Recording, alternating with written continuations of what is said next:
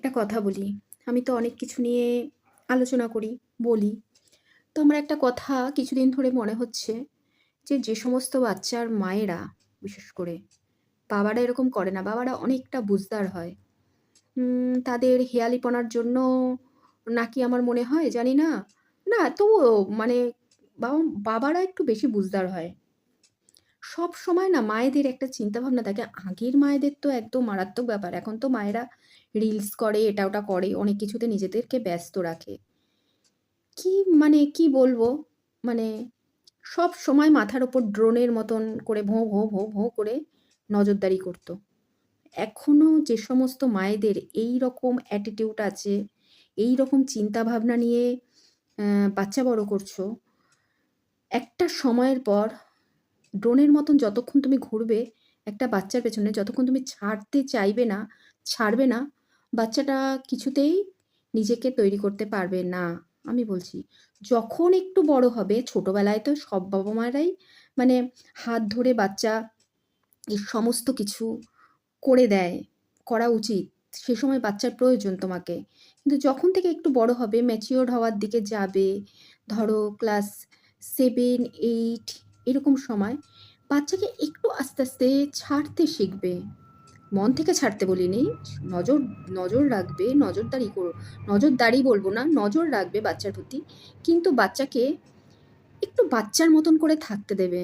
দেখবে কতক্ষণ কোন বিষয়টার উপরে বাচ্চা নিজে ভালো থাকতে পারে, নিজে ভালো থাকতে চায়। ওই সময় অনেক রকম হরমোনাল চেঞ্জ হয় বাচ্চাদের। অ্যাম ছেলে হোক বা মেয়ে হোক। কিন্তু উম মায়েদের ক্ষেত্রে বলি, ওই যে সবসময় বাচ্চা রয়েছে আমার, বাচ্চা 7 এ পড়ে কি 8 এ পড়ে তাতে কি আছে? অনেক বাচ্চা আমার, আমার বেবি, বেবি ভাব। ওই জিনিসটা দেখাতে যেও না। ওগুলো খুব আধিক্যতাপনা দেখানোটা। তো ওটা দেখাতে যেও না। দেখাতে গেলেই মুশকিল হয়ে পড়বে। যত দিন যাবে তুমি ছাড়তে পারবে না। তোমার মন ছাড়তে চাইবে না। ওই যে বাচ্চার প্রতি একটা মানে ভিতরে ঢুকে যাওয়া, তোমার জীবন আছে, তুমি এনজয় করো, তুমি বাচ্চার প্রতি নজর রাখো, তুমি বাচ্চার সমস্ত দিকে নজর রাখো, তুমি মা হয়েছো, সবকিছু হয়েছো। উম কিন্তু ওই যে বেবি, বেবি ভাব করা, ওটা দেখানো একদম বন্ধ করো। এগুলো উচিত না দেখানো। আমি বলব, বাবারা তবুও ছাড়তে চায়। কিন্তু মায়েরা ভীষণ ঐরকমভাবে, কারণ সবকিছু পরিবর্তনশীল। সব পরিবর্তন হচ্ছে জানো তো? কিছুক্ষণ আগে আমি র‍্যাপিডো বুক করার সময় দেখলাম সেখানে বাসও বেরিয়ে গেছে। হঠাৎ আমার মাথায় এলো, আগেকার দিনে কি হতো? আমাদের সময় ছোটবেলায় দেখেছি যে, উম "এই আমি কিন্তু যাবো, তোর গাড়িটা কিন্তু রাখিস। বুক করা থাকলো এতদিনের জন্য।" অগ্রিম টাকা দেওয়া হতো। এখন রীতিমতন বাসও বেরিয়ে গেছে। তার মানে তুমি যদি একটা বিয়ে বাড়িতে যাও, তুমি বাসও পেয়ে যাবে। টোটো বেরিয়ে গেছে, র‍্যাপিডো, সমস্ত কিছু, সবকিছু পরিবর্তনশীল, সব পরিবর্তন হচ্ছে।